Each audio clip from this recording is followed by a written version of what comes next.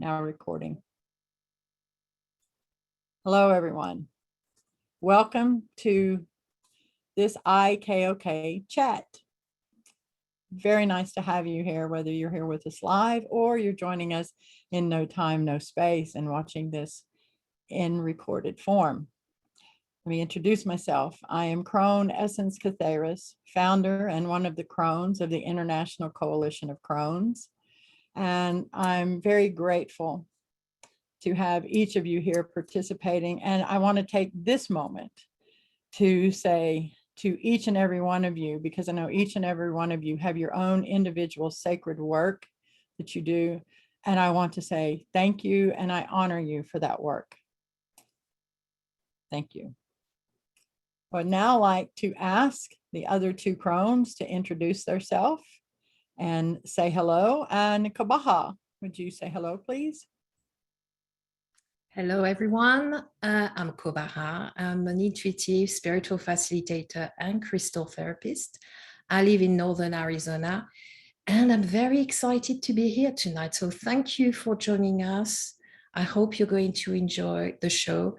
A lot to talk about and a lot to reflect on as well. Over to you, Ariane.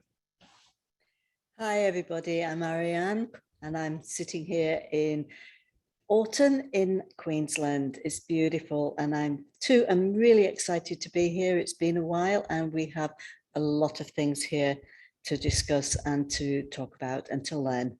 Thank you. All right. Thank you, ladies. And just for the record, I'm in the piney woods of deep East Texas. So with that stated, let's just jump on in. I want to start with saying this. Tonight, we're going to be, among some other things, looking at and talking about the path of dragonfly and the one molecule of oxygen. I would also like to take a moment now and ask everyone to have a piece of paper and pen, or, maybe your device, whatever you can take notes on very quickly. There's going to be at least once, maybe twice during the chat where you'll be asked to make a note for you in the work so that you don't lose it as we move through this.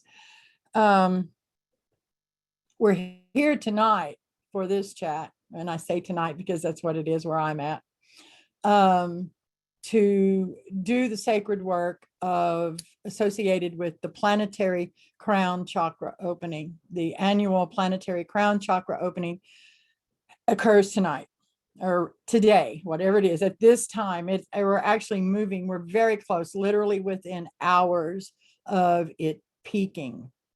And that's why we chose to do this chat at this time. We wanted to be sitting in those energies. Along with this, let me explain what the Planetary Crown Chakra opening is about, just very quickly for those of you who may not know. It is the annual, based on a lunar cycle, a lunar year cycle, time when the Planetary Crown Chakra opens, which is Mount Kailash in Tibet. Okay, that is the point of the Planetary Crown Chakra. And every year at this time on the Scorpio Full Moon, okay, that's how it is calculated. That's when it occurs, on the Scorpio Full Moon every year. The Planetary Crown Chakra opening occurs, and out of it, we have access to knowledge and information that is relevant for the coming lunar year cycle, for the evolution of consciousness of humanity and the Immortals of Earth. That is why this, to me, is one of the major yearly points of sacred work that need to be acknowledged and worked with. And in my sacred work, it is definitely a very important point. This year, I'm going to go ahead and share this information. This year, sort of the overall general topic, it may not be the best word, but we're going to go with it, for the information about what is going to occur, okay, in this next lunar year cycle for humanity and Earth in the evolution of consciousness is very directly connected to technology. It's very much connected to technology. Now, I know a lot of you are familiar with my work and the work of the IKoK and the other crones, and there's always a lot of information.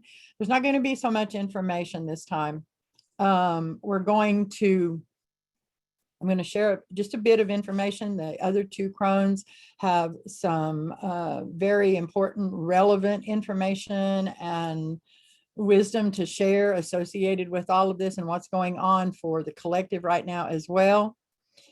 But the main work we're here to do tonight is to take a journey, a guided meditation journey. We're going to travel in consciousness to Mount Kailash and participate in that way, in that form, with this planetary crown chakra opening, to where we receive information and knowledge that is relevant for us as the individual we are in our evolution of consciousness, but even more so, and to me, even more important, what our work as the individual we are is, how it assists the collective, because that is really what this is all about.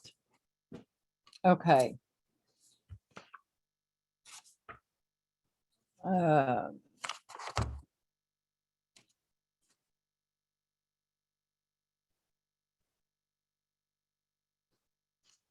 I'm looking and listening. Oh, here, I know I want to share this.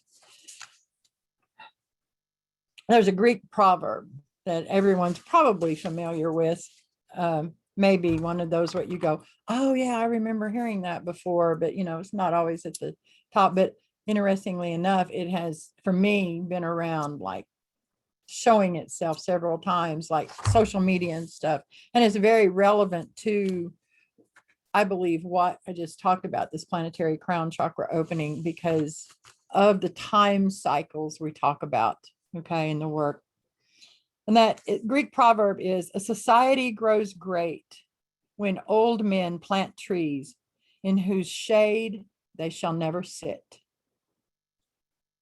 And I think that is something that we need to remember, that because the information, a lot of it that I do share all the time and is going to be shared tonight, is this is not short-term work.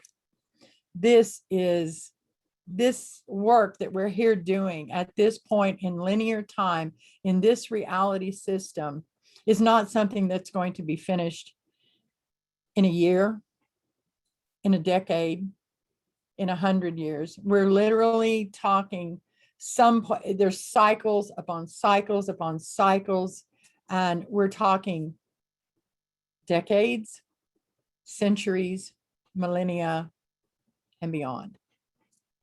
We need to remember that the trees we plant now, the seeds and the trees we plant now, we, in this lifetime, in this physical lifetime, we will probably never sit in the shade of those trees. In other words, we will not see those things in this lifetime that we are doing now come to fruition. Okay. But we have to know that, knowing within ourselves that it is a part of this, our sacred work. And we also need to understand that if you want to take it to a more personal level, if that helps, if that feels more comfortable, whatever, we will be back. We will be back sitting on this planet as humans, and we will be dealing with this. It may be it may be a generation from now. It may be 100 generations from now. It may be 1,000 generations from now, but we will be back. And in that, we will sit in the shade of the trees that we plant now. One other thing I saw today that I feel is significant, and it's a quote by Rumi. It says, Those who don't want to change, let them sleep.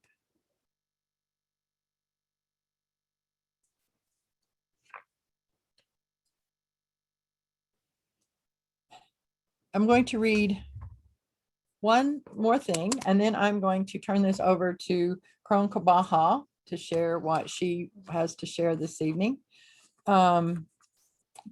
Just right now, Kabaha, I just heard, before you share what you have to share, I would like for you to go ahead and pull the one card for the individuals. We will do another for the collective at a different point, please. Okay, so before, when you take over, do that, please. I'd like to share this with you. The breath leads the thoughts. Thoughts follow the path of the breath. Did I fall asleep? I don't think so. But how would I consciously know? Even mind chatter is of the Tao. I am here only between each return to the Tao. Success is not always in an expected and intended form. Success often appears in very unexpected ways. Walking the path of dragonfly, breath, and belief technology. Life is a journey into darkness. Stillness is light. Movement is darkness.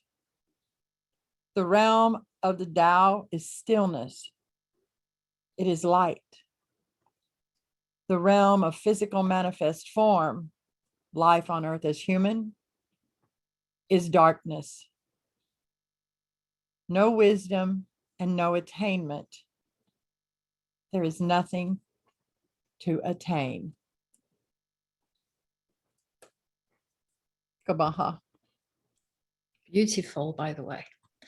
Now, so let's pull a card for us individuals.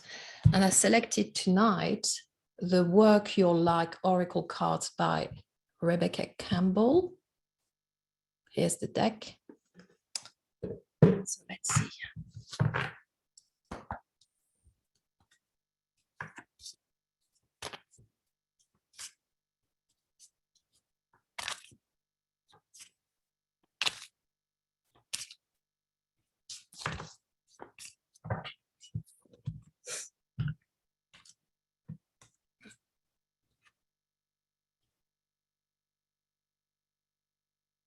Wow, powerful message.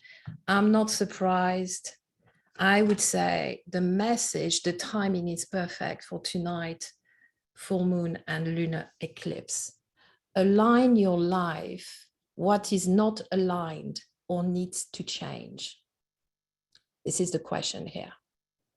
I love the picture too, by the way. So what I'm sensing, and when I say it's the perfect message for tonight, for some of us, we are at a crossroads. And I would say, I know it's not a message for the collective, but the collective consciousness of humanity is at a crossroads too. And it's to look at our lives on so many different levels and to reassess and basically reevaluate. And I'm going to talk more about that in a few minutes, what we are at. If there are, for example, patterns, situations that we need to let go, to release.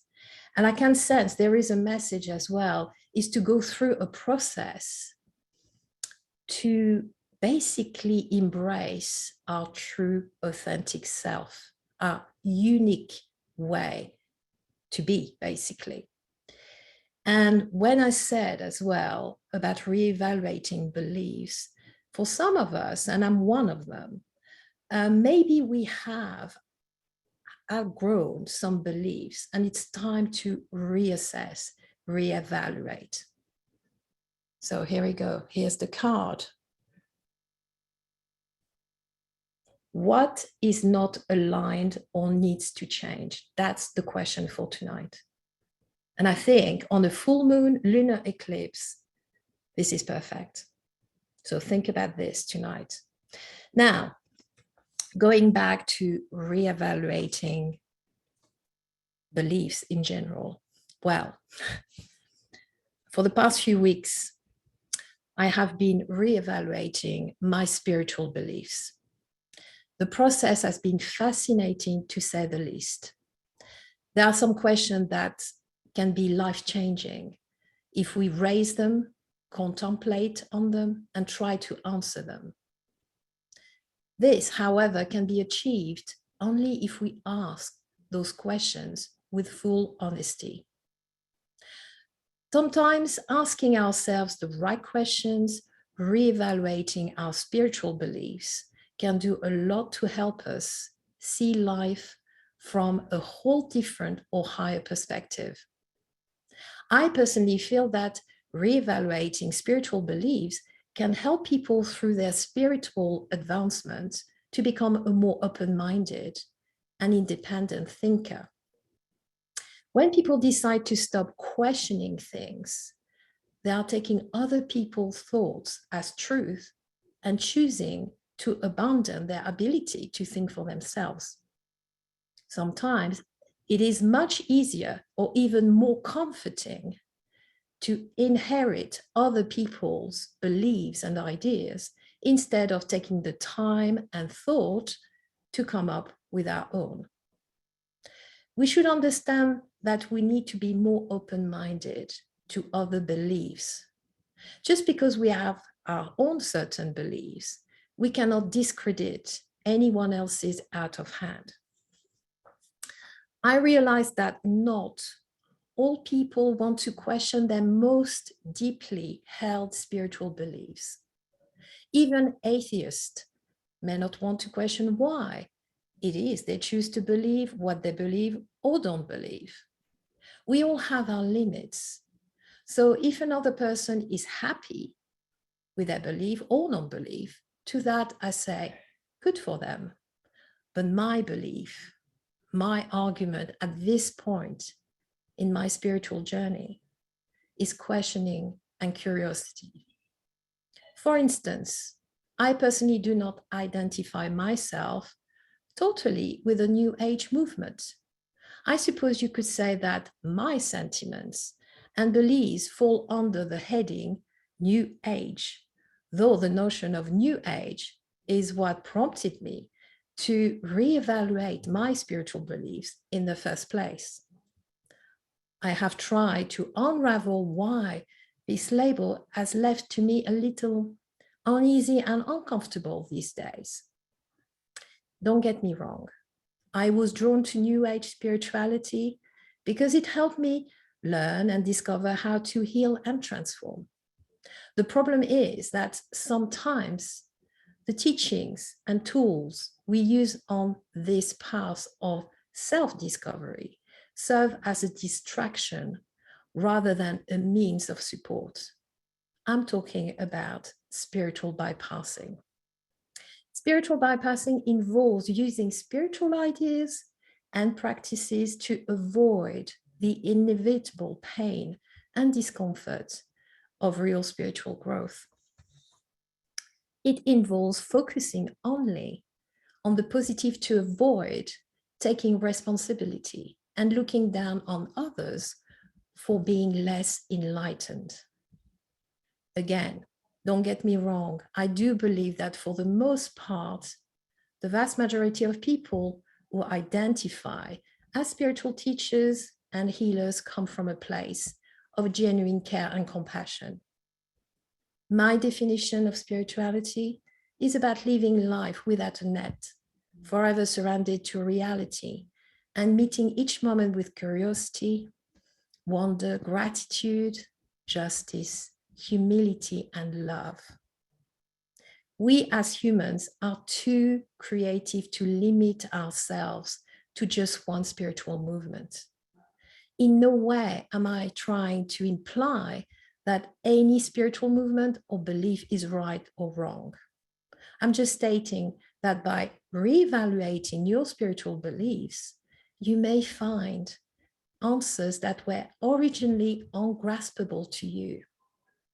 I suppose that as I reflect back on my own spiritual journey over the years, a big part of it has been learning to discern what's truly relevant to my own process of growth. But at the same time, I can't emphasize enough the importance of a spiritual teacher guiding us on our journey. A good teacher inspires a student, not what to think, but how to think for themselves. Critical thinking is such a necessary step on our spiritual journey. It's also about being truly committed to our spiritual path, reevaluating our beliefs and being open to other beliefs. The 14th Dalai Lama stated, education is not just about listening to teachers. It's also about learning to analyze, to think for yourself. Being able to say, yes, sir, is not enough. You also have to ask questions. Questions and argument are helpful. Good teachers welcome questions. In order to exercise creativity, freedom is essential. We have to take a realistic approach, and it's through education that we come to grips with reality. Understanding grows from first hearing or reading, followed by analysis and experiment, and then really thinking about what you learned. This is one of our unique human qualities, being able to look at reality from more than one angle. End quote. When you question your spiritual beliefs, you also question yourself, who you are at the core level. You understand why you are where you are right now. It can feel uncomfortable as you may have to face some truth about yourself. But remember, when you are willing to reevaluate your beliefs, it's a proof of growth. We also need to reevaluate our beliefs as the collective consciousness of humanity. But it starts with us. Each one of us as an individual being can work towards the reevaluation of our beliefs and help humanity to decide what to believe. In closing, I would like to invite you to choose one deep long-term spiritual belief. Relook at it when you first learned about it and re-evaluate it. How does it feel? Over to you, Essence.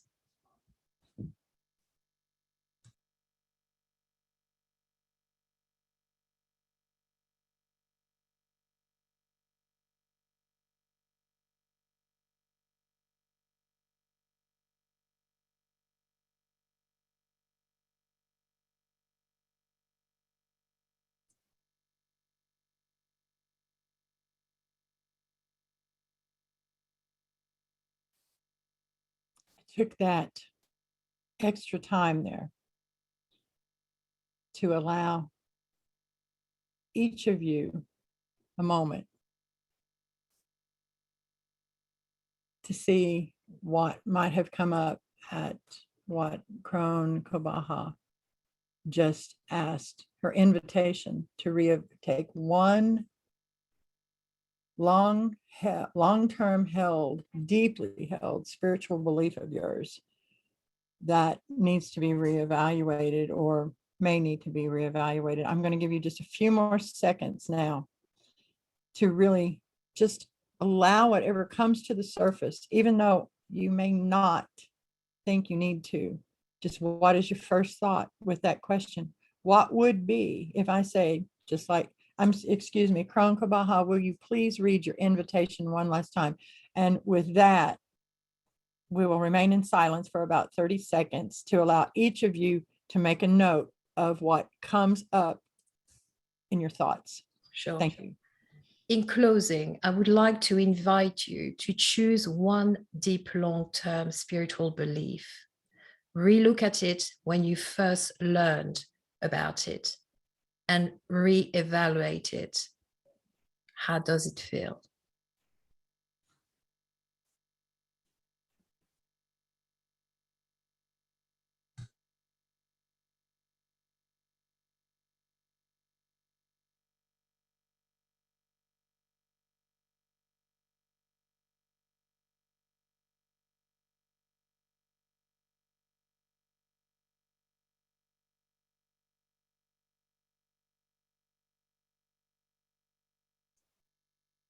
Thank you.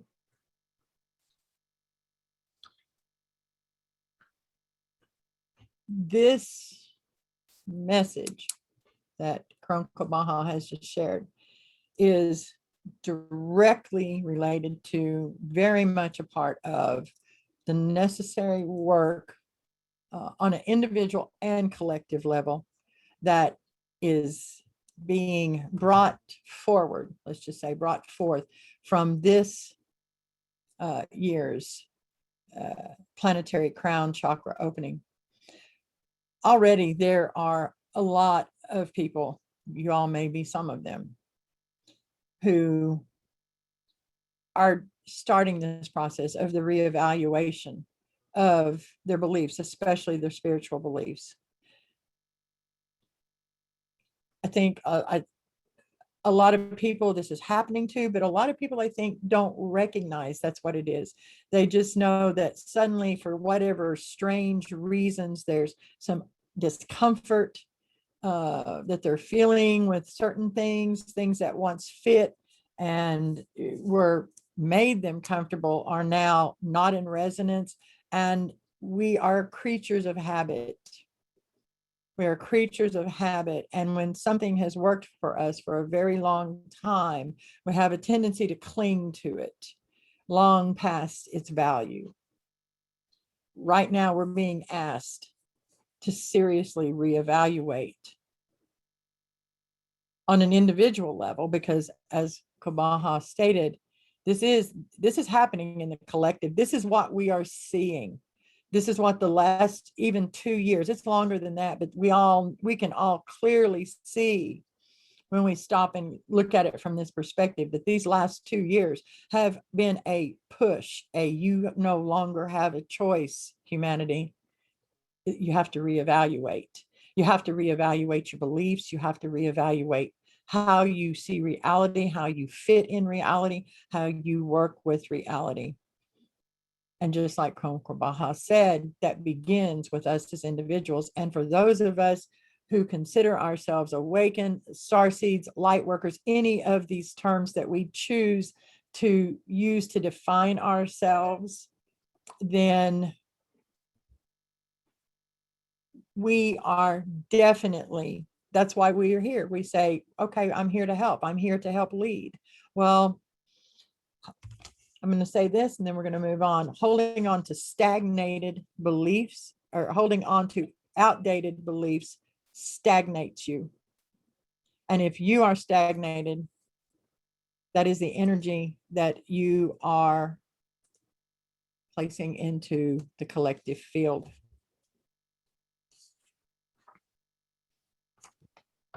Okay, I would like to share this right now. This is going to be relevant. It may seem like out of left field right now. That's okay. It's kind of meant to be honest. Here is some interesting science fact.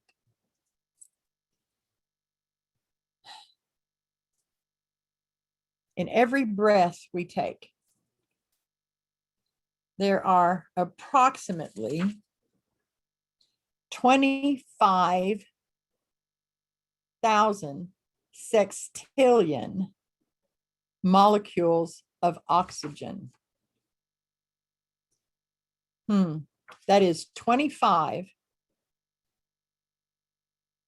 with 21 zeros. 25,000 sextillion. Let's see. Can you see what that number looks like? That's what it looks like. That's in one breath. One breath. the number of molecules of oxygen. Now, if you take into consideration that in a day's time, in a 24-hour period, we take approximately somewhere between 20,000 and 25,000 breaths each day. Well, what does that give us? The number of molecules of oxygen that we are breathing in every day.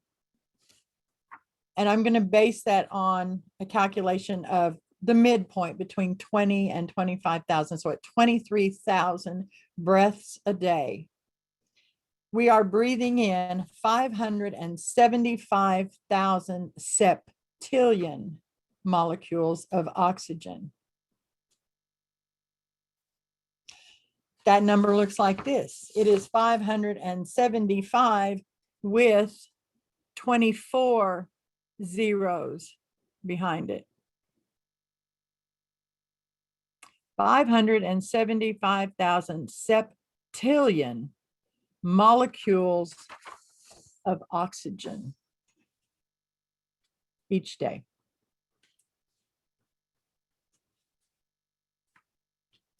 Approximately. Okay.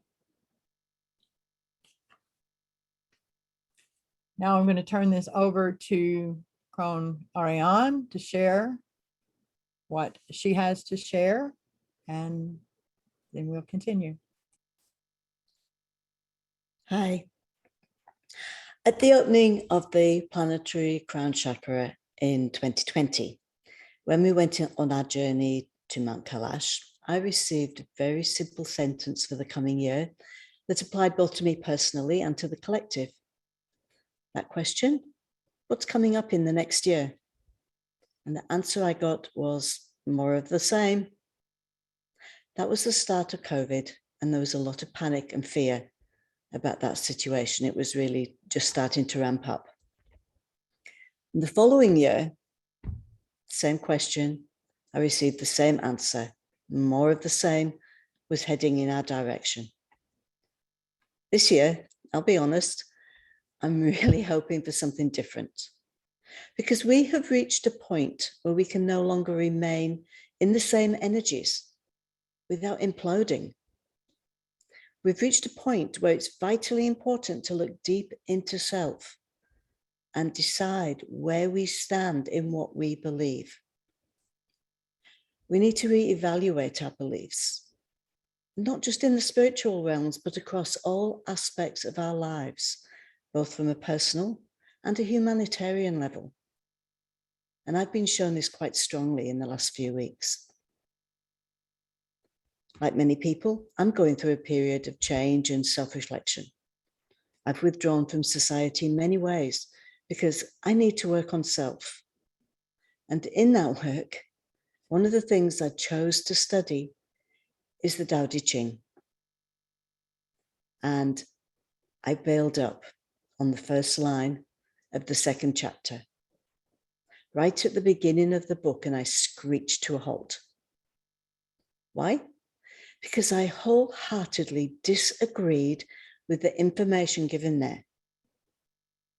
Now, I didn't dig very deep into why it made me uncomfortable. I just stopped studying the book. And a few weeks later, after some encouragement from Essence, I revisited those two lines of the Tao Te Ching. And I realized I'd fallen into the same trap that the majority of humans fall into. We form our beliefs based on what we know, on our experiences of life. And because we rarely explore them in any depth, they become solid beliefs, rigid, and not open for discussion. And it can take something hard to make us stop and look at these beliefs from a different perspective. It can be hard to even recognize that they are beliefs. As I did, we often just react without knowing where the reaction's coming from. When I stepped out of the box of those limiting beliefs related to those lines in the Tao Te Ching, I realized that these beliefs were tied to a much bigger picture. It was tied into those life experiences that formed my beliefs. And I understood, because these experiences are mine and mine alone. They made me feel unique, when in reality, they're no different to anyone else. I'm not special. We all have life experiences that we feel are unique. When we think of ourselves as being special in any manner, but especially when we have our tough life stories, we're sitting in the energy of being the victim. And that energy causes major problems for individuals and within the collective. We all have these rigid beliefs, and we all, in some way, allow them to let us feel unique, special. We talk about our issues, our stories, our problems, and we sit in the energy of healing ourselves. You only have to look at the posts in almost all spiritual Facebook groups to see that. It's mainly love and light, fluffy stuff. We tell each other stories. We write and share memes that make us feel good, and maybe even make us feel as if we're helping. But they don't address the basic issues we hold with our beliefs. We're making noise, but we're not taking action. When do we move into the energy of I am healed? If you remember, I spoke in April last year about the 166 dual frequency. I am physical form perfected. I am somatic and psychic dis-ease experienced and acknowledged. I am healed. We still sit in the energy of healing ourselves. We have to stop patting ourselves on the back for sharing all that love and light and fluffy stuff, and otherwise sitting back and doing nothing about it. If we don't do something about it, we'll stagnate. We are already stagnating, and it's showing in the collective. You only need to look at what is happening in the US. And if it's happening there, it will eventually happen around the world. We have to stop being the victim. We have to stop just spreading love and light and fluff and start being proactive. We have to change the rigid beliefs that society and our personal experiences have allowed us to develop. We have to shake off the mollycoddling and stand up and take responsibility for what we have allowed. Those 2 lines of the Tao Te Ching that bailed me up. When people see things as beautiful, ugliness is created. When people see things as good, evil is created. Think about it.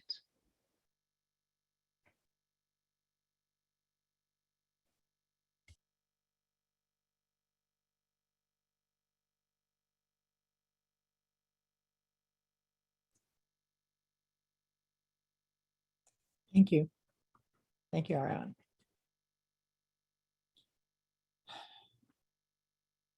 So what do those 2 lines mean?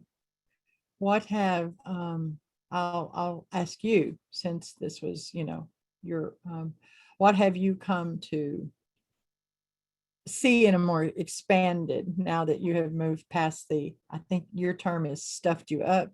That's a different way than we would say it. I was definitely stuffed up on this. It stuffed me up for about 7 weeks. I live in a beautiful place. And what was happening was that I look at this world generally, and I see beauty. And it doesn't matter what it looks like. I mean, this might sound disgusting, but I can see the beauty in dog poo. Its form and function is perfect for what it is. So there's beauty in that respect. So I see beauty everywhere. And I can look out my window, I'm looking right now, and it is just glorious. So my question to me when I read this is that when I see all this beauty around me and I recognize everything is beautiful. How am I creating ugliness? What's that got to do with me? I'm not creating ugliness. And then expanding it into the next lines. When people see things as good, evil is created. Well, I don't want to create ugliness in this world, and I don't want to create evil in this world. So these two lines are wrong. And that was the top and bottom of what stuffed me up for about 6-7 weeks. In reality, what was happening is I was taking this intensely personally. I was putting myself in the energy of being a victim. I was putting myself into As being special. Being special. Exactly. I was special because I'm not creating ugliness and I'm not creating evil. But the thing is, I'm part of the collective. I'm one thread in almost 8 billion threads, and we all together form that blanket. And you can't have beautiful without ugly. We live in a world of duality. The one cannot exist without the other, and one arises at the same time as the other. They just cannot be. You can't have beautiful if there isn't ugliness. And you can't have good if there isn't bad or evil. The one thing means that the other exists. And so if you're seeing something that's good, there is something evil. And although I personally, as an individual, may not be involved with creating it because I am part of the collective, yes, I am involved. And yes, I am responsible. Right. I think it's, to me, I'm going to say that it's very much about stepping up a level in our perception of what we perceive to be our responsibility to the collective. I'm no Taoist scholar or Taoist priest, but just my interpretation of that, and is that like you've said, like I've shared, they are, and Lao Tzu and all of these Taoist priests and scholars from long ago, they arise together. This is meaning in a realm of duality. In other words, you can't see something beautiful if there's not something ugly to compare it to. It's the contrast that even make the two exist. They arise together. So in that sense, if we're, like you were saying, a part of this collective, we have an equal share of the responsibility, an equal portion that we share in the responsibility for the good and the evil, the beautiful and the ugly. There is no way around it. Now, how that translates into what we do in our everyday life is something we could debate for hours and hours and hours and have a fine time doing it. And we may do that sometime, but not right now. So, yes. Thank you for sharing that. Anything else?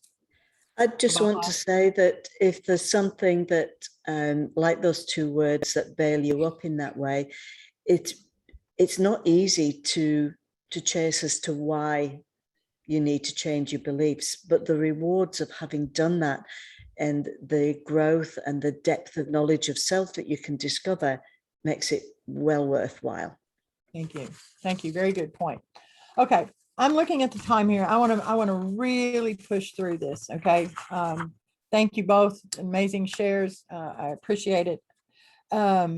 So we're going to, like, as I'm known for saying, spit and go. All right. Because I've got some information that I want to share, but I want to get to the main part of this work, and that is our journey to Kailash for this planetary crown chakra opening. And you can feel, if you stop and take a moment and take a breath, you can feel the energies building as we get nearer and nearer. We're getting very, very close. The time is really creeping up. So, okay. I think I've already, let's start here, because this made me think of it. Ariane mentioned she read you the 166 dual frequency, wasn't it? I believe. Okay, so most of you know, and for those of you who don't, I'm a master Metatronic numerologist. And so it's very much a part of my work in this lifetime. And I want to share with you right now, just for the spit and go information, the two main frequencies, the I am keyword phrases of the two main frequencies of this year's planetary crown chakra opening and the work and what it all relates to. And the first one of that would be the 388 dual frequency. And it says, excuse my flipping of papers here, I am the act of creation in motion. I lay the sacred geometric path of potential reality experience for all to traverse. So you can see it's very much about creating it a reality, changing it, okay, and the different potential pathways, right? The next one is the 2244 dual frequency, and it says, I am the metamorphosis of structured power attained when reality is built upon the sacred template held in form by spiritual vision. So let me just read those two one more time, back to back. And now think about this as sort of like the blueprint instructions for the coming year's work. 388 dual frequency. I am the act of creation in motion. I lay the sacred geometric path of potential reality experiences for all to traverse. And then the 2244 dual frequency. I am the metamorphosis of structured power attained when reality is built upon the sacred template held in form by spiritual vision. What I'm hearing here to share with you is that in many ways, we can see this as sort of the 388. Don't get real literal on me, okay? But just sort of as a example. If we look at the 388, we can kind of view that more as our individual work, and the 2244 as our collective work. And I say that simply because that 2244 dual frequency is about, it's structured power. Structured power, what is meant by that term in this, is talking politics, it's talking world governments, okay? The structured power of our global society. We're looking at the metamorphosis of that. We all know that's what's going on. We all know that. We all see it. We're all living it. Okay. This frequency talks, I've written about it extensively, blah, blah, blah. But anyway, it talks about what it's showing us. We have major collective consciousness reality building going on. It's a frequency that is very much about that. And that work for this reality, present projected timeline reality, began in 2014. This all really began in 2014. What we think just started in 2020 or the end of 2019. No, it began much earlier than that. Okay, other information I want to throw out. We're going to bypass a lot of it because I want to tell you about walking the path of dragonfly and what that is all about. I want you to know and understand that in everything that I'm talking about and sharing information about, we have in play the planets of, and even more than, I really am not fond of saying that, even though they are astrologically in play. All right. Those are the planets of Uranus and Saturn right now, and they're going to be for quite some time. I'm really talking more about the archetypal energy, okay, of what would be our collective, I'm going to use the term here, solar system collective consciousness. All right. And when you understand, but if you think about it and bring it down to what is transpiring on Earth right now in our global society, and you understand that, first of all, Uranus and Saturn are both planets that rule Aquarius. When we remember that it was December 21st of 2020, that we entered the doorway of the dawning of the age of Aquarius, the dawning of the age of Aquarius, not the age of Aquarius, the dawning of the age of Aquarius. I explained this back then more as like, we're stepping into the foyer, if you will. Okay. And that full year, we have about a 200 approximately year time span of what I called the age of neonosis. And it is an age of new knowledge. Neo, new, gnosis, knowledge and wisdom, but sacred knowledge and wisdom. And so we're bringing it back in, we're learning it, we're remembering, which is a part of the major part of my sacred contractual work in this lifetime, is to bring back ancient future knowledge into this current reality as the collective accesses it through frequency and resonance. Okay, so if we understand that both of these planets, okay, are associated rulers of Aquarius, granted, Uranus is the more commonly known and understood ruler of Aquarius. And we understand that Uranus is the Great Awakener. It is literally known as the Great Awakener, the cosmic alarm clock. It creates change at a rate that's unprecedented. And when we're going through change at unprecedented rates, such as what Uranus brings forward, there is always drama and upheaval, because what is it doing? It is knocking us out of our comfort zone. It is saying, boom, change, boom, change, boom, change. It doesn't like rules. It wants to, it goes, look, I can see this. This is where we're going. This is how we need to do this. Stop all of this nonsense. Let's get this work done. But then we have Saturn. We have Saturn. Okay. And Saturn loves rules, absolutely adores rules. Saturn is known as the Lord of discipline, the Lord of time, the great taskmaster. Okay.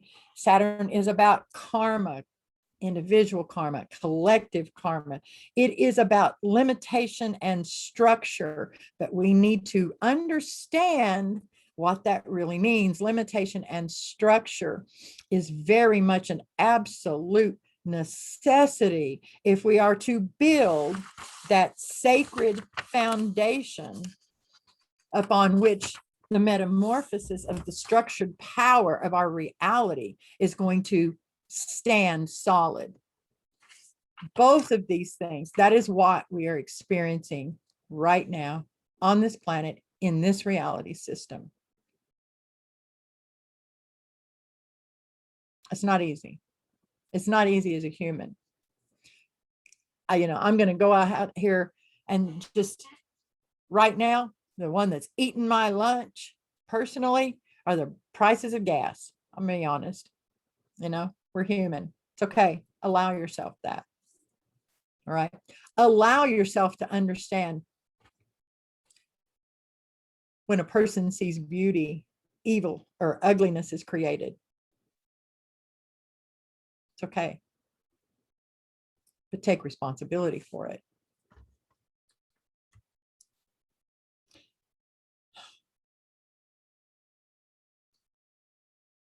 We've also got in play the 17.8 ATKI, Atlantean Technology Karmic Imbalance. If you want to know more about that, go to the YouTube channel, look at all of the different IKoK chats that's been talked about extensively.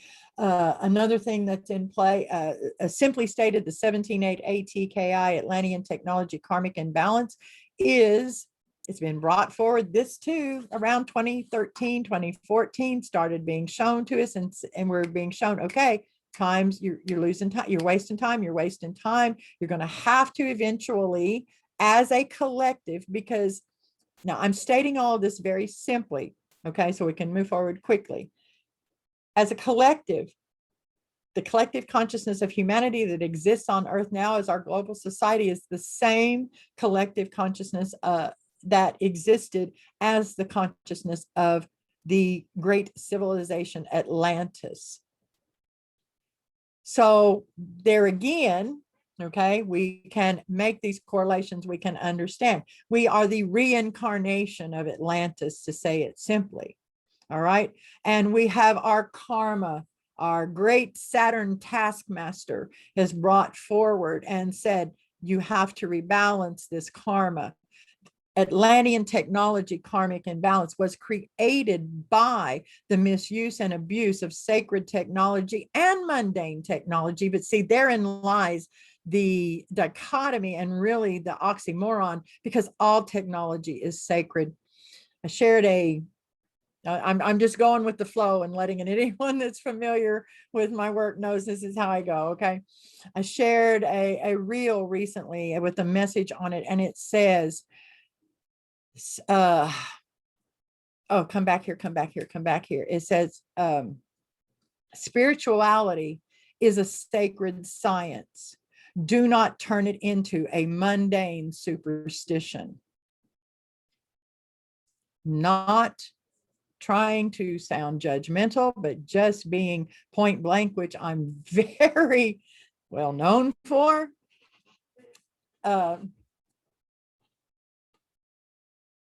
That's what a lot of this new age spiritual belief system has done. Okay, it didn't start out that way. It's not what was intended. It's not a blame game. It's just seeing the truth. It's reevaluating beliefs and perspectives and our understanding of what's truly going on, of what we're truly doing, and going, okay, you know what? Maybe this isn't working as well as we thought. Maybe it is time to restructure how we work together. And I'll be perfectly honest, one of the things I'm hearing to share right now is that probably the biggest thing that's got to transpire is we got to come together. We have to stand together. We can't even do that. We can't even do that in this belief system right now. Okay, I'm going to let that go. We're going to move on. All right, 13,000 year cycle. All right. Once again, approximately, I started talking about this back in 2018, 2019, that we were coming up on I just termed it a major node point, okay, in a cyclic node point as a collective in our journey across time, space, and dimensions.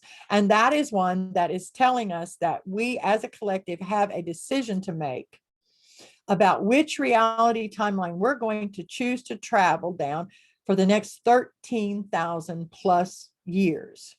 All right. Once again, whole other chats, major information on that. All right. If you're not already familiar with it.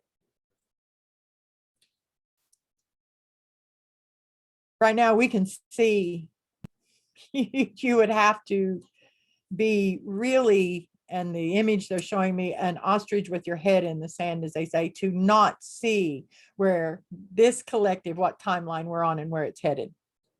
You would have to absolutely be in complete and total denial to not recognize where we're headed.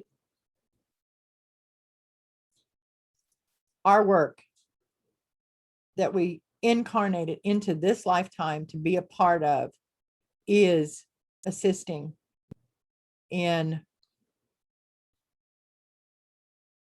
helping the collective make a decision, all right, that will get us off. I'm going to just point blank, get us off this timeline. Because right now, this is the timeline we're going down, and this is what's going to happen if we don't make major changes. Now, with that stated, I wanted to talk about the path of dragonfly. Oh, I'm going to do this real quick because it's more relevant to what I've just talked about. This 17.8 ATKI, the age of neonosis, where we walked into back in December of 2020 into the dawning of the age of Aquarius. Okay, this is information that really has already been shared, but it's like being brought forward again by this year's Planetary Crown Chakra opening. It's kind of like that reminder, this is what the work is. So it's just showing this is the next continuation step. So for the next 180 to 200 years, that is what I would call that age of neonosis. Technology is going to advance at rates we now really can't imagine. This extreme fast forward movement is going to test humanity in ways we have no idea of how at this time. the 17.8 ATKI brought this to the surface for the collective to face and rebalance, which means this is going to be a time of upheaval, chaos, and discomfort as we are forced to reevaluate everything we believe and thought was true about reality, how we fit into it, how we maneuver through this next arduous phase of the Great Awakening.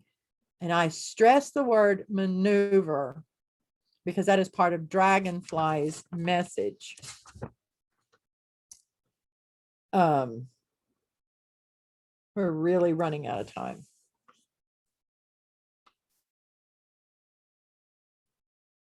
So what we're going to do, Dragonfly, just this past week, Dragonfly appeared physically before me, walking down the pathway at my home here with a message. Going back to this 13,000-year cycle, okay, which was approximately when Atlantis was destroyed. So it's directly connected to the 17.8 ATKI that we're dealing with now.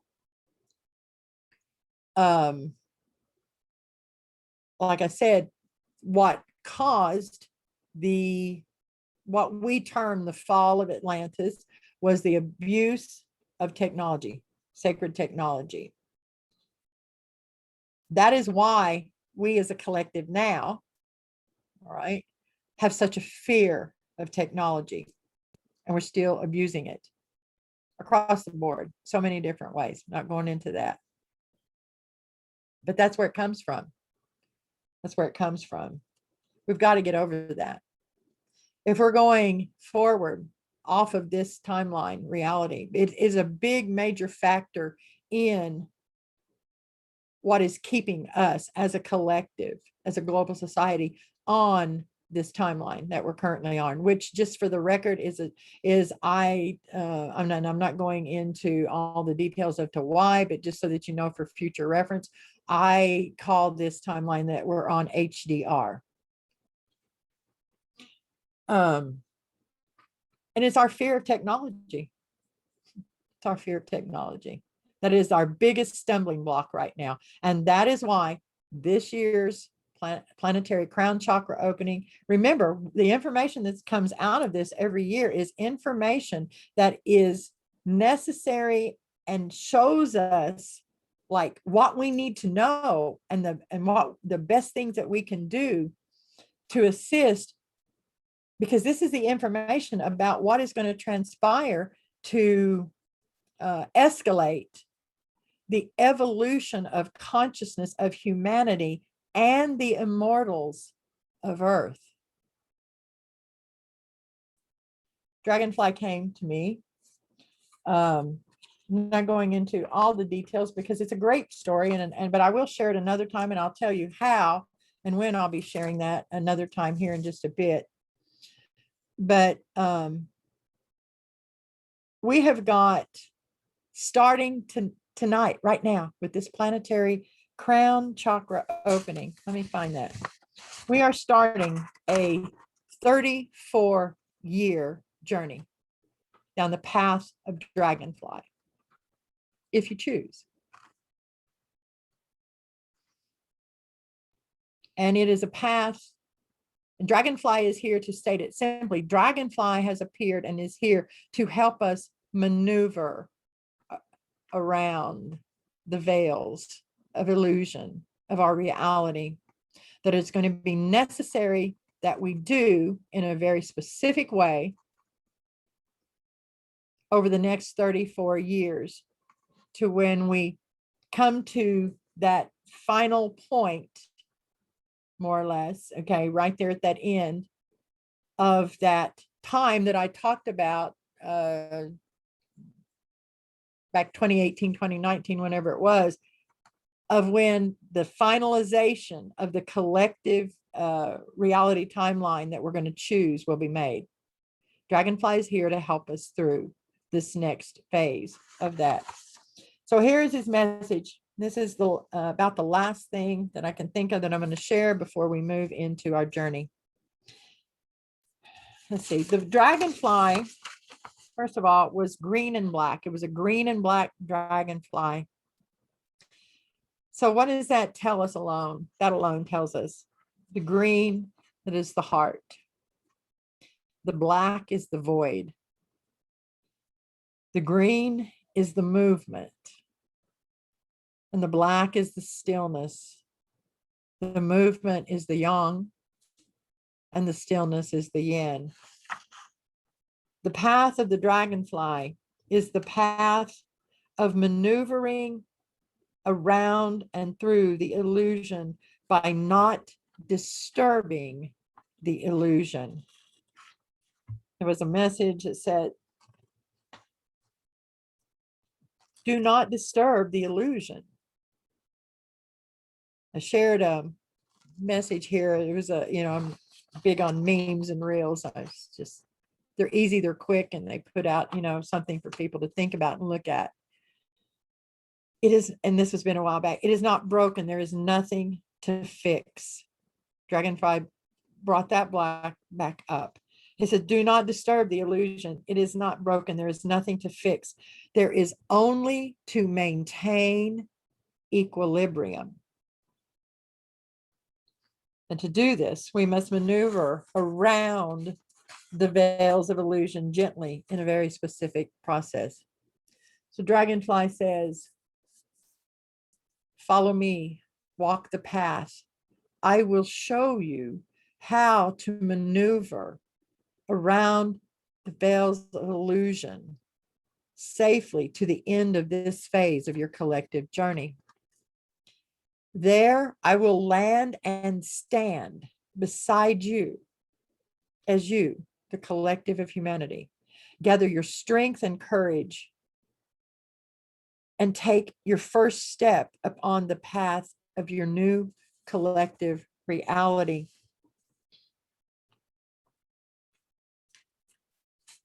I want you to understand that his choice, and because at first, I'll be honest, I was like, why are you so adamant about the word maneuver? And there's a lot to it, I've come to learn. But just on the surface, when you maneuver, you are not just moving. You're not just walking through a veil. You're not just walking. To maneuver requires skill and care and concentration and focus. So to maneuver is to move consciously and intentionally with great skill and control. Dragonfly shows us how to maneuver around. Let's see. We're going to stop there and get ready to journey.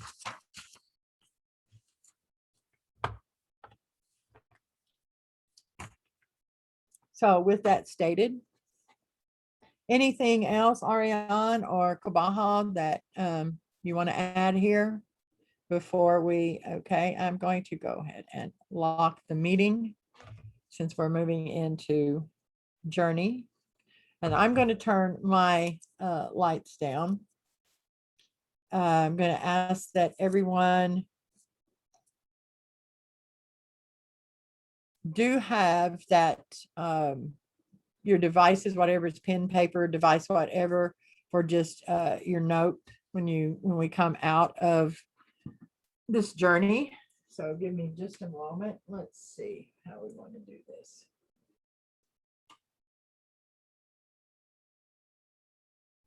I think that's probably about as low as I can go. And I don't know. I don't like that. That might not. We're just going to go with that. Okay.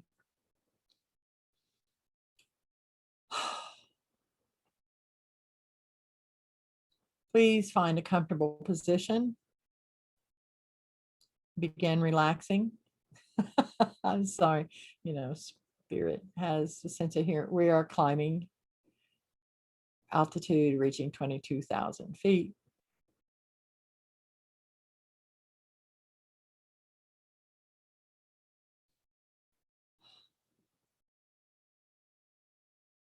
Please take a breath, relax. Relax the body, relax the mind. Find a comfortable seat for the duration of this journey.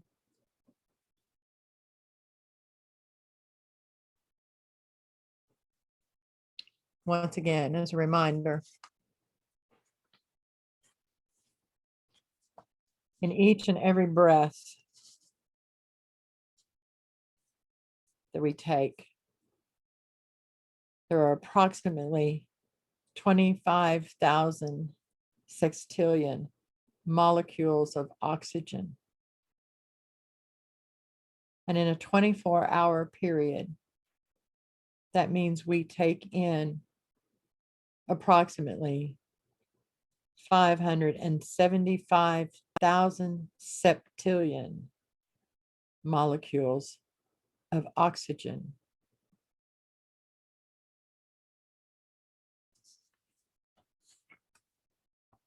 You're being invited to take a journey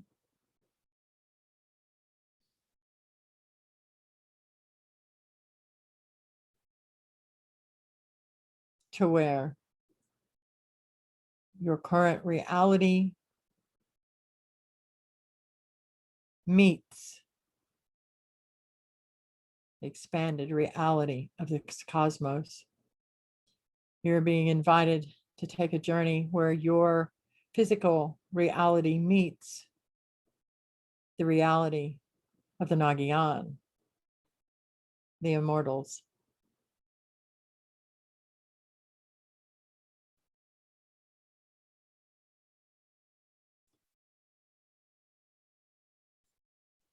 Using your internal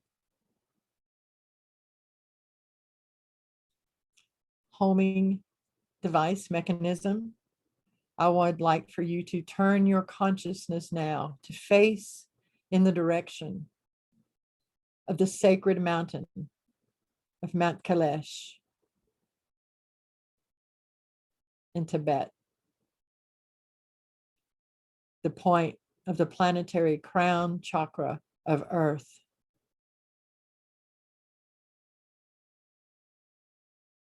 And breathe deeply. And breathe in this 25,000 sextillion molecules of oxygen in one breath. And exhale.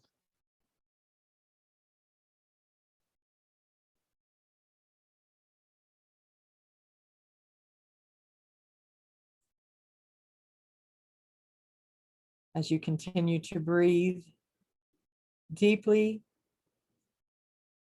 but comfortably and gently, facing in the direction of the sacred Mount Kailash. I want you to begin allowing your consciousness to move in that direction, and the journey begins.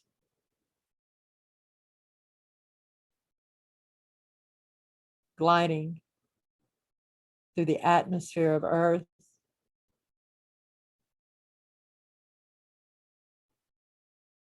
look around you, see the beauty,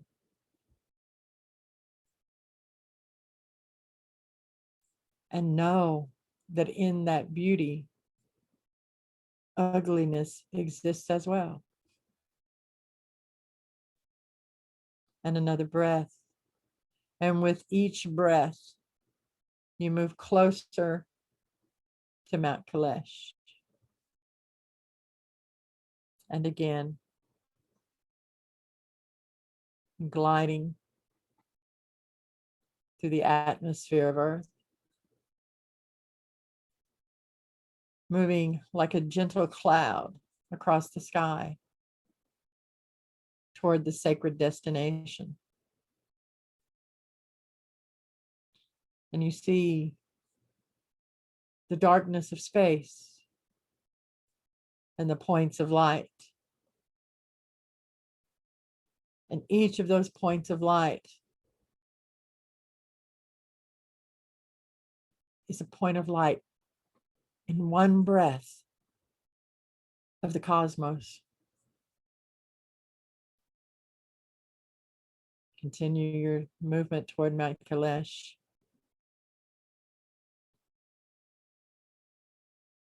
Now, far in the distance, you can begin to see down below you the faint outline of the sacred mountain. And above it, at the level at which you travel, glows a blood red orb.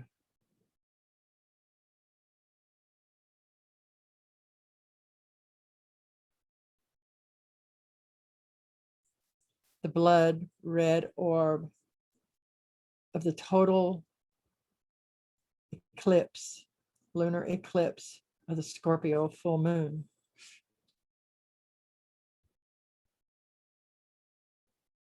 Continue drawing nearer. And as you draw nearer the moon, the orb grows larger and larger.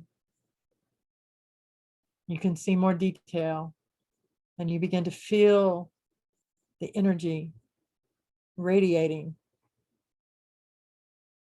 You're drawing nearer and nearer, breathing deeply and gently, because the breath is your propulsion as you move. As you near the sacred orb, the blood red moon,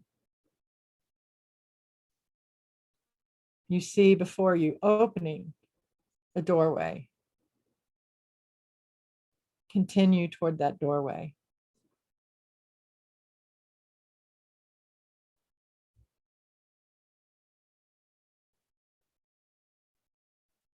Continue closer till you find yourself floating in front of the doorway open before you now. You peer in, but you see nothing. Total darkness.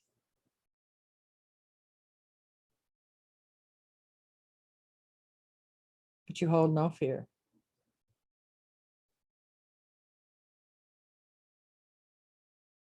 Now simply allow yourself to float through the doorway into the interior of this great and massive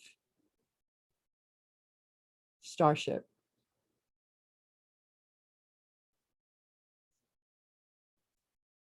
Once inside, standing, floating in complete darkness, you are floating. There is nothing solid, simply floating. And you hear the door close behind you. And as the door closes, a light, a soft and subtle light, begins to illumine the space before you. And you begin to see and know and recognize that you are standing inside of a great temple. A temple of time and space. A temple brought into your reality, where your reality meets the realm of the Nagyan, the immortals. The light continues to rise softly, and you begin to recognize the temple. You are in a temple of the Nagyan, the great immortals of Earth.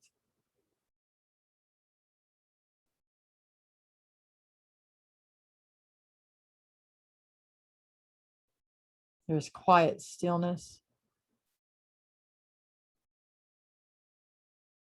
And you can feel the consciousness of the heart of your physical form expanding and contracting with each breath. Continue to breathe deeply, but gently.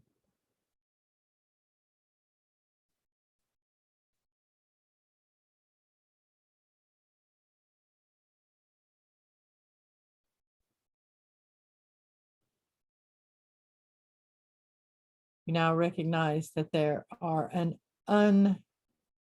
unlimited number of individuals in attendance in this great temple of the Nagyan that you are in. You recognize that some are of Earth, some of other planets, some of other dimensions and realities, but all are family. No words are spoken. No sounds are audible. But there is communication.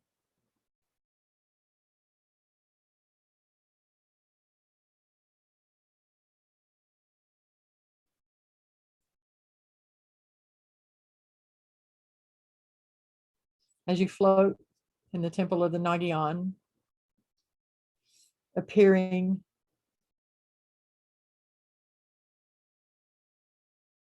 slowly, as if manifesting slowly, beneath you are two meditation cushions. One is square, and on top of it, the other is round.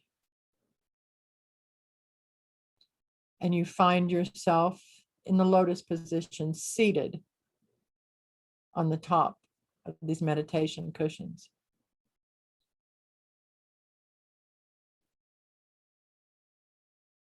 The first tactile experience in the temple of the Nagyan. As everyone is seated, begin to realize that this great blood red full moon orb is slowly sinking down until it meets the crown of the great Mount Kailash and is seated right on top, on the very top of the mount.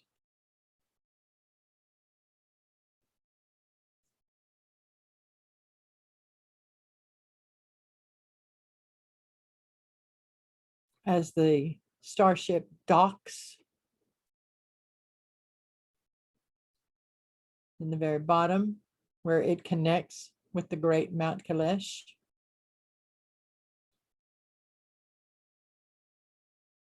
a circular doorway begins to spiral open as a great stargate moves.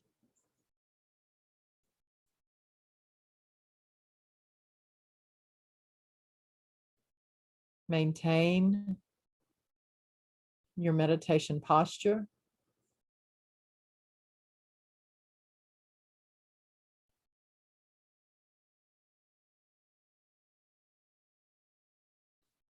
The doorway, the circular doorway spirals to full opening, and you begin to feel a gentle but very perceptible soft rumbling beneath you.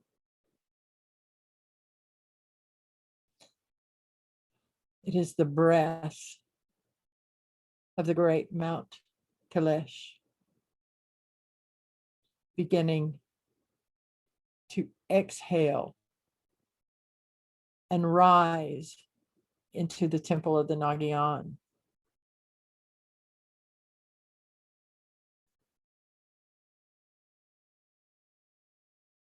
It rises and enters into the temple and begins swirling around you,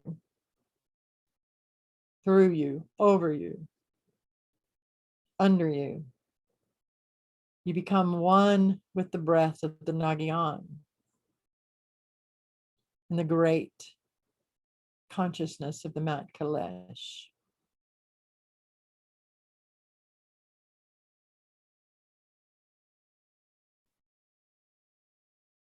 You begin to see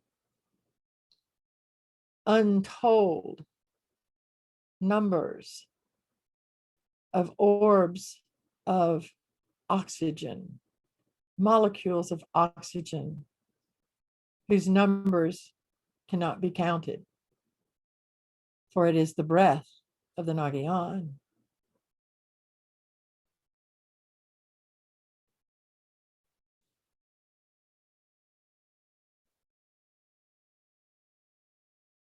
And as you watch the swirling molecules of oxygen, one lights up.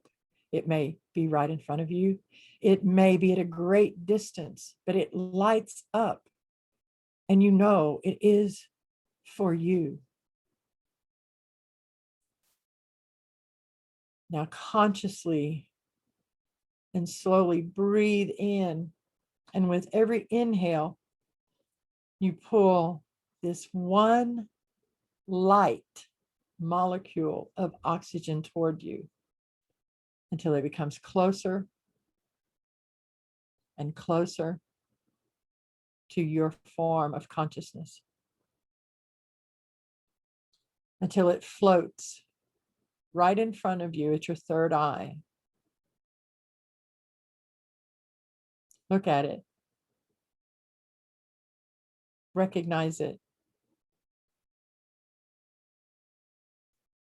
Look at it. Know that it is as conscious as you are.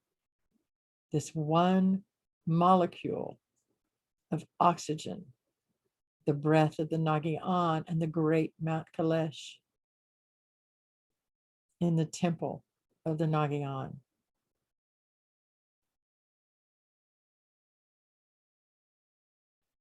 It is asking permission to enter into your form, into your consciousness, and meld with you this one molecule of oxygen of the Nagayan. Do not give this permission lightly. If you are comfortable with accepting this great honor, then do so. If you are not in this moment, then respectfully decline. It is okay. You have to give permission.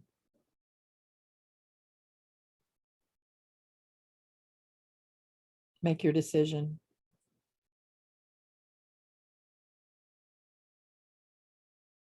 If your decision is to decline, then simply sit and take in the energies that come to you in this temple of the Nagayan.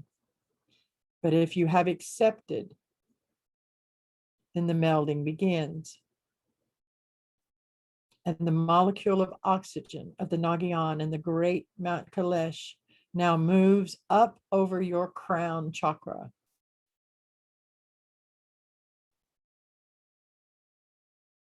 Consciously connect.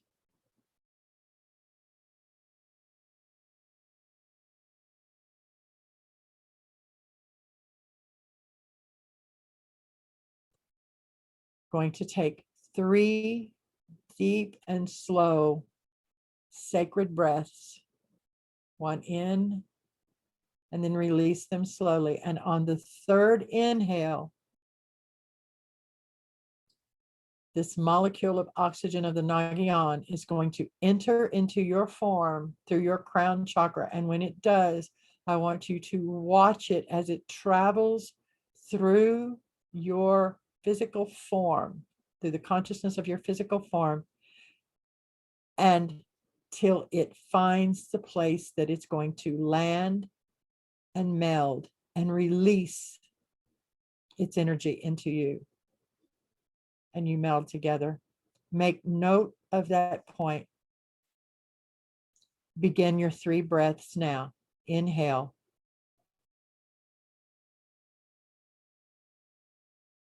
Exhale.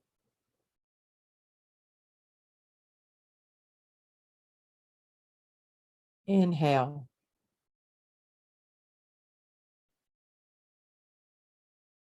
Exhale.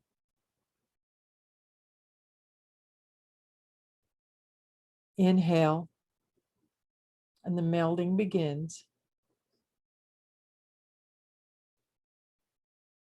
Exhale and watch it move through your form.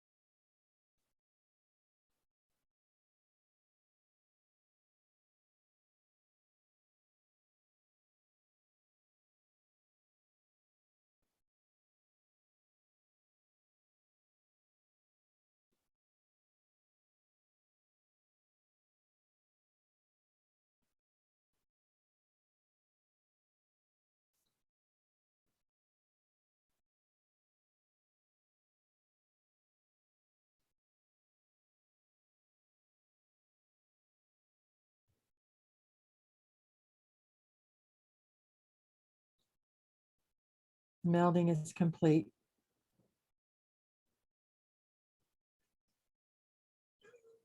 Please prepare for return.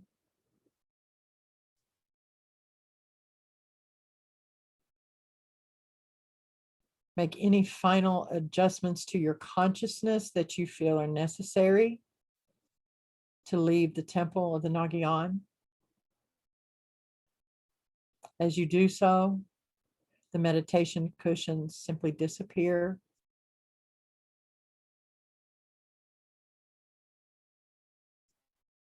And you find yourself floating. Take one last look around the temple of the Nagyan.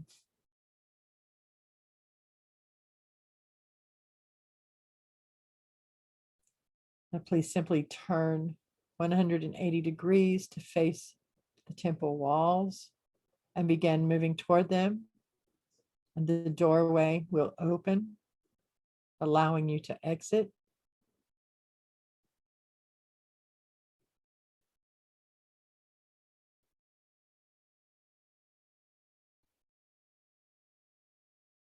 As you exit, you hear the rumbling again, and it is the breath of the great Mount Kailash and the Nagyan returning deep into the mountain. The starship doorway is closing, and the great blood red moon orb is rising and breaking its connection.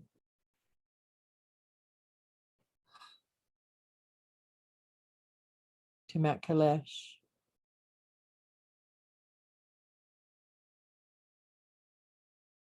Please begin your journey back through the atmosphere of Earth to where your physical form resides. Take your time.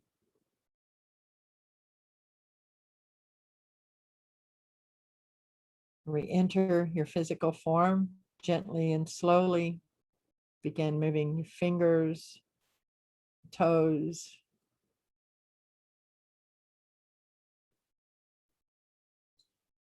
This journey is now complete. This transmission is now ended.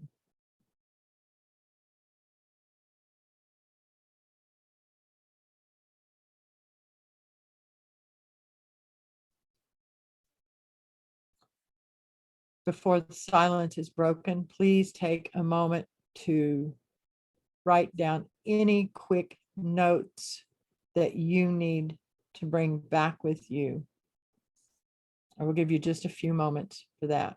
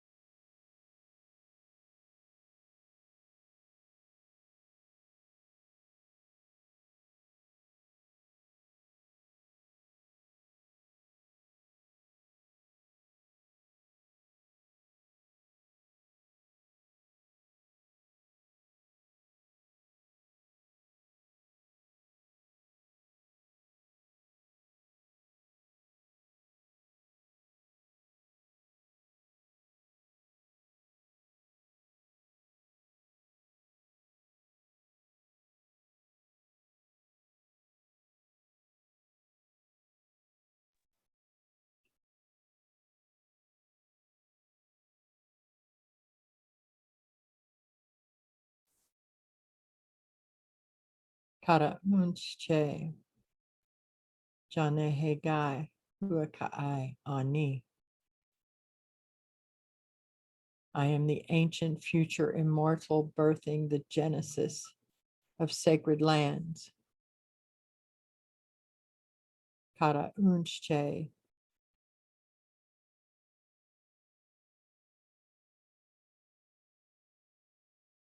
Kara unche prana.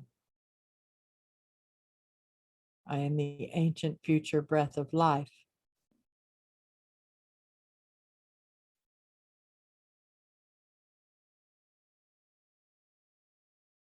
Kara unche. Anapa'u Nagian. I am the ancient future transitioning immortal. Kara unche pa'a nu. Kara unche anapa'u Nagian.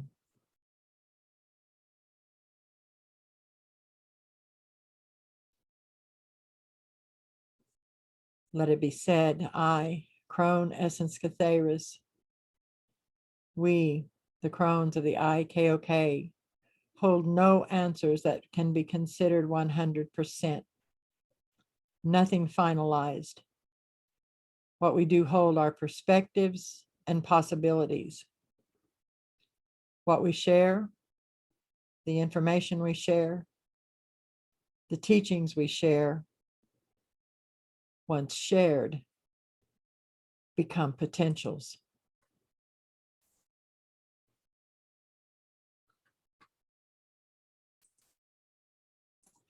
I would like to thank each and every one of you for joining us on this journey. I'm so very honored. I want to let you all know that when we end this chat, we will go to what we call the after chat. So if you're here with us live and you want to stay and share, you're more than welcome to. We really love it when you do.